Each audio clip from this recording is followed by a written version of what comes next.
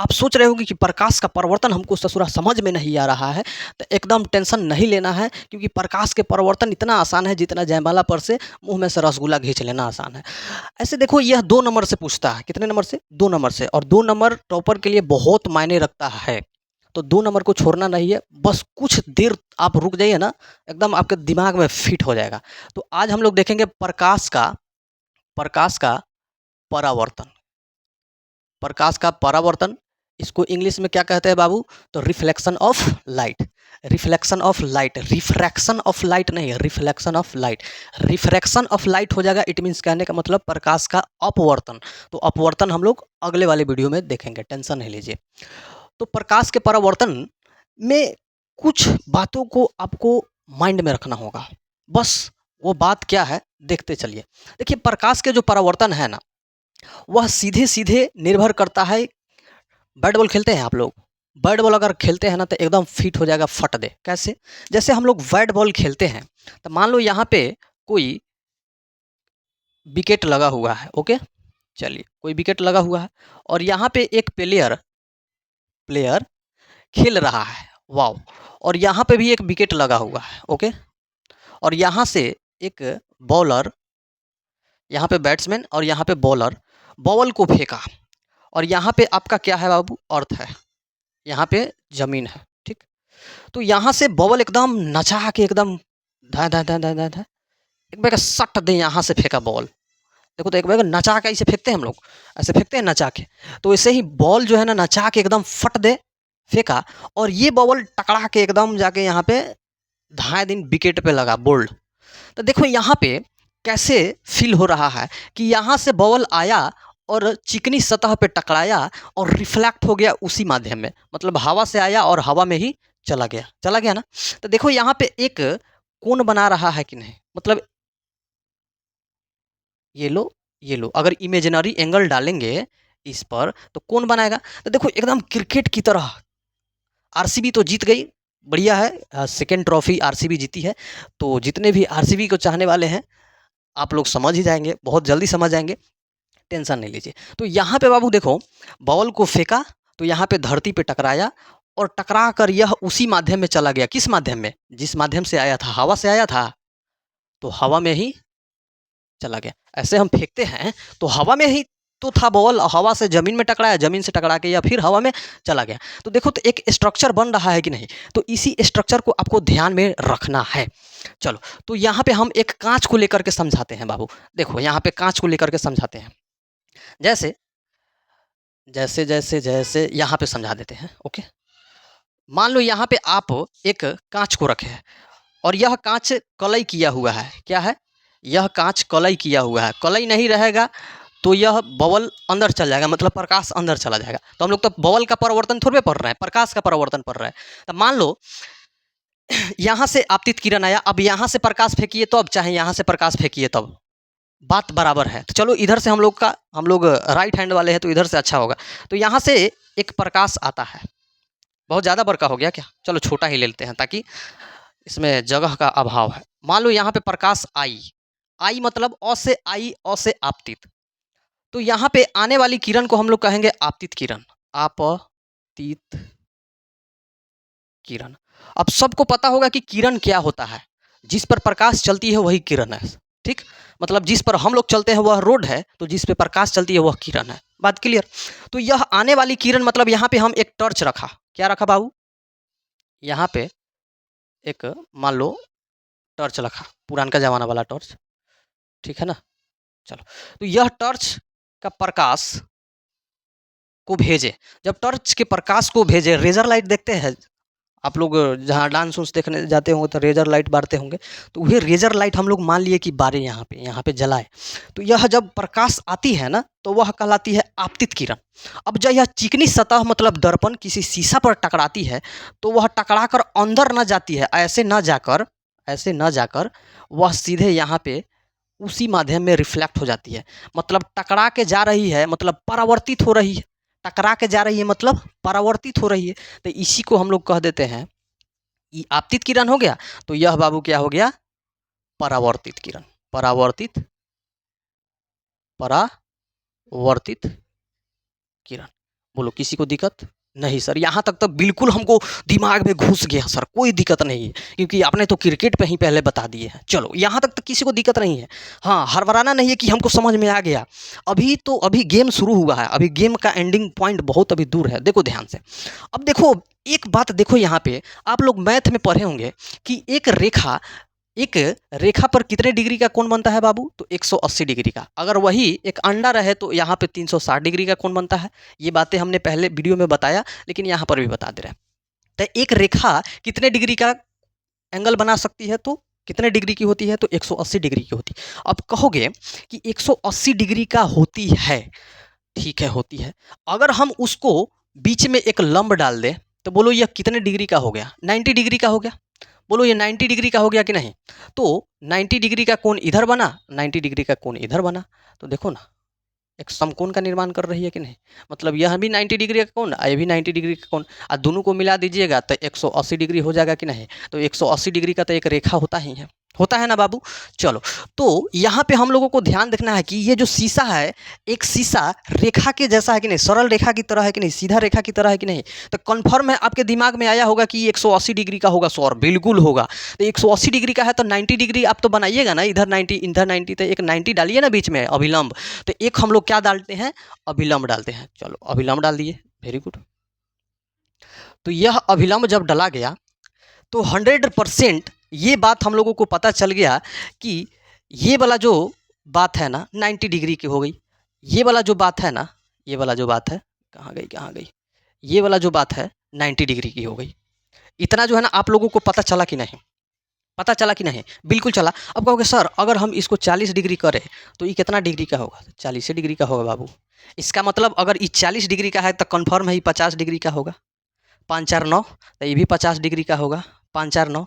चलो इस पे एक और दिखाते हैं क्वेश्चन बनाने का तरीका। ऐसे तो ये चीज़ आपको पता होगा, चाहे आप पता कर लेंगे, टेंशन नहीं लो, लेकिन थोड़ा इस पे क्वेश्चन कैसे बनाता है कि मान लो कि अगर ये 50 डिग्री का है, ये तल से अगर 50 डिग्री का कोण बनाता है तो बताइए ये आपतन कोण कितने डिग्री का होगा? तो 5 4 9 यानी 90 डिग्री का।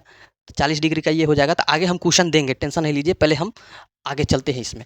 अब बाबू यहाँ पे आपको पता चला कि यह आपतित किरण है, ये परावर्तित किरण है, और ये बाबू आपका क्या है?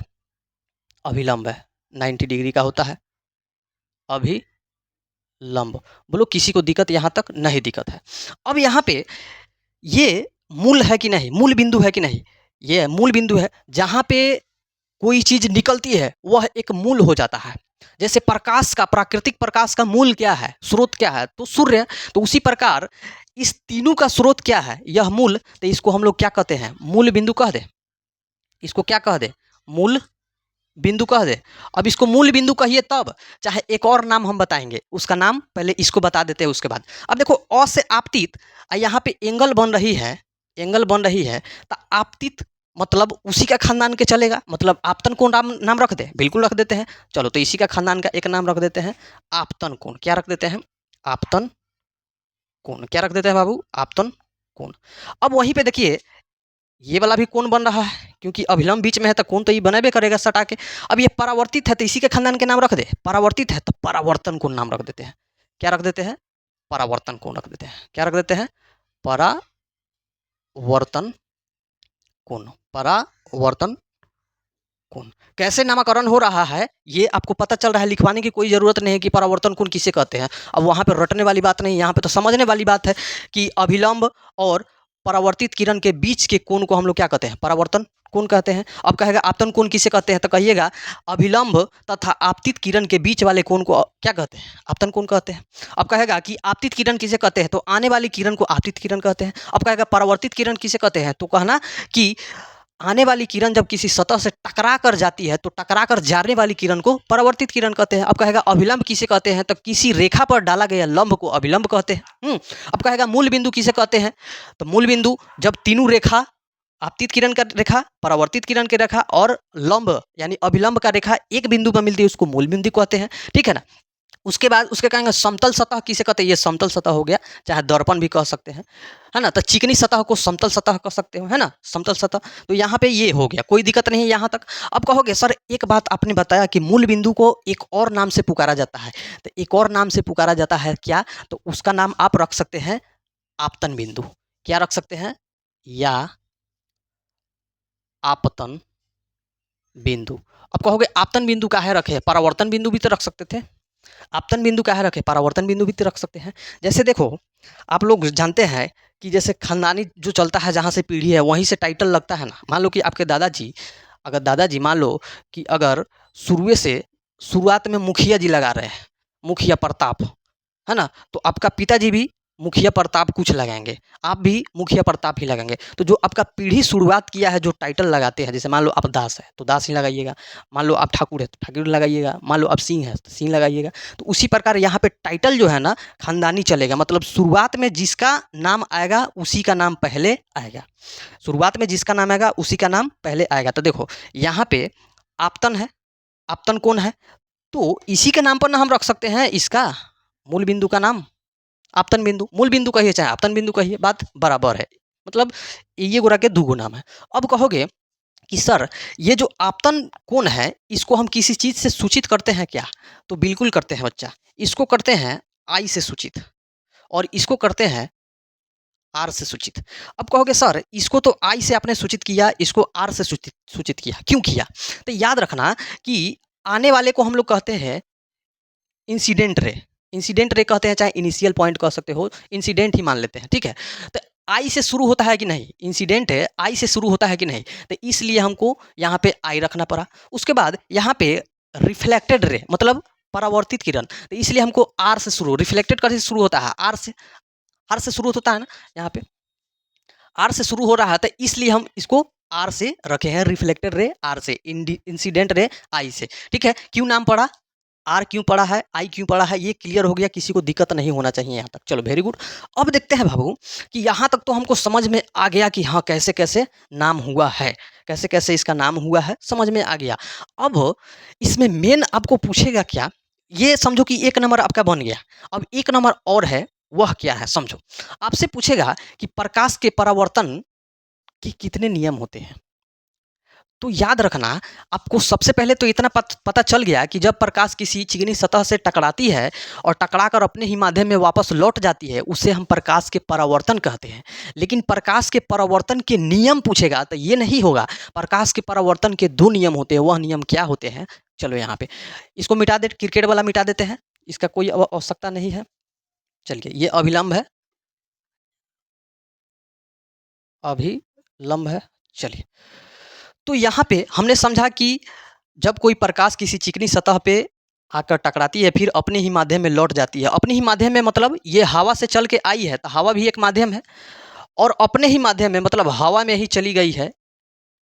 इसलिए आप लोग पढ़े होंगे कि प्रकाश जब किसी चिकनी सतह से टकराती है और अपने ही माध्यम में, कौन माध्यम, माध्यम मतलब क्या, मतलब हवा से अइले और हवा में ही चल गईले, ये क्या कहलाएगा, माध्यम कहलाएगा। तो प्रकाश अपने ही माध्यम से, ऐसे प्रकाश जब किसी चिकनी सतह से टकराती है और अपने ही माध्यम में लौट जाती है, मतलब हवा में ही लौट जाती है, उसे प्रकाश के परावर्तन कहते हैं। अब कहेगा कि हवा में ही लौट जाती है मतलब अपने ही माध्यम में क्यों लौटी, क्यों लौटी, क्योंकि यहाँ पे कलई किए हैं, कलई ना किए रहते तो चिड़ई फाड़ई चल जाता दूसरा माध्यम में।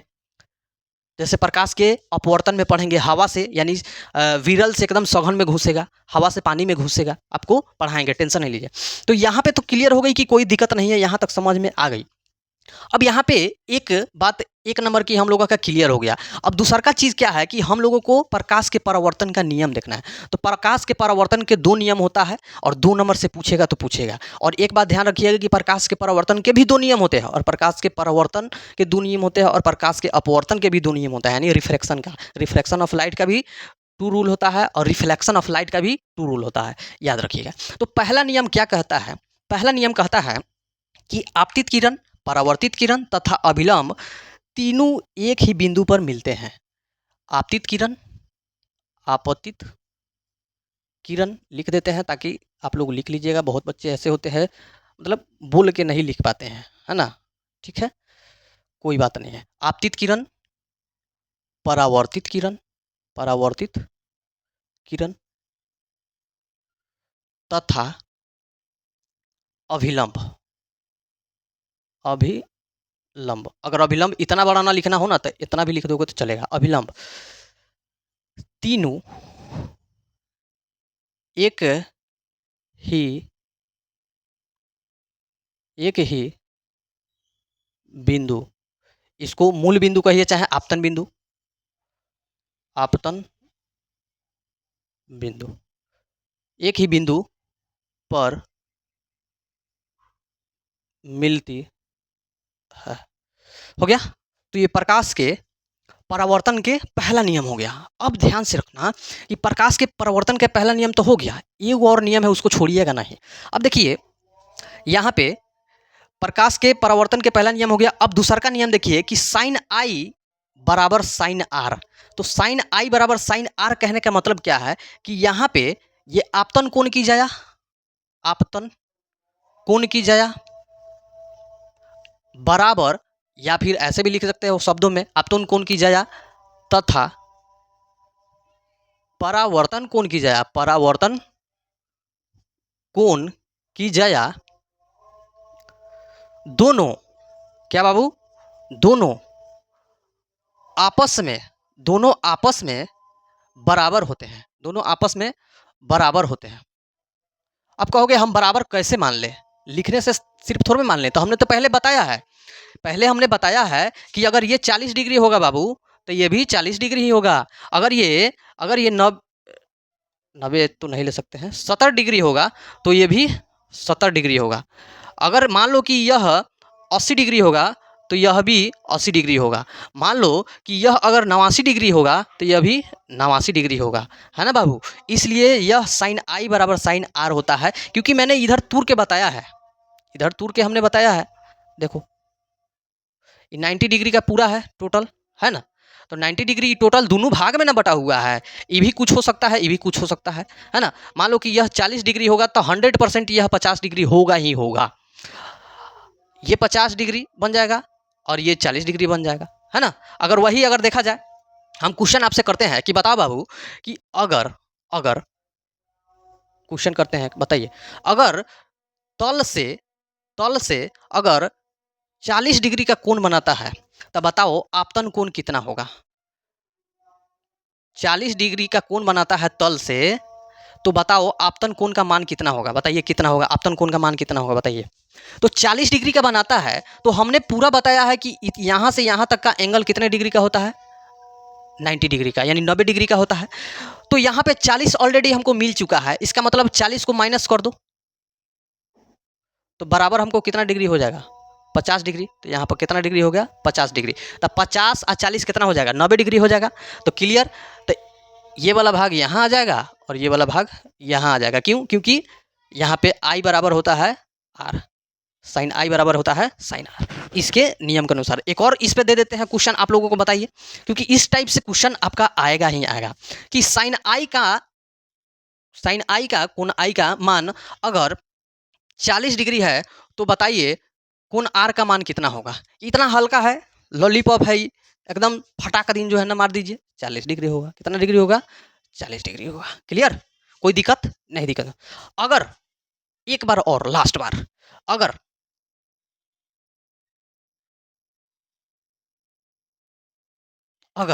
थोड़ा घुमाते हैं क्वेश्चन को, घुमाते हैं।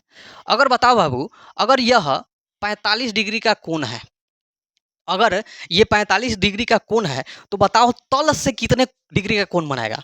अगर यह आई का मान 45 डिग्री है तो यह तल से कितने डिग्री का एंगल बनाएगा। तो सीधे सीधी बात है कि 45 है तो टोटल एंगल कितने डिग्री का होता है, टोटल एंगल आपका 90 डिग्री का होता है। तो 90 में से जो है ना आप 45 डिग्री को घटा लीजिए, 45 डिग्री को घटाइए तो 45 डिग्री आपका यहाँ पर आंसर हो जाएगा। तो 45 डिग्री, क्लियर, 45 डिग्री यहाँ पे दे दो।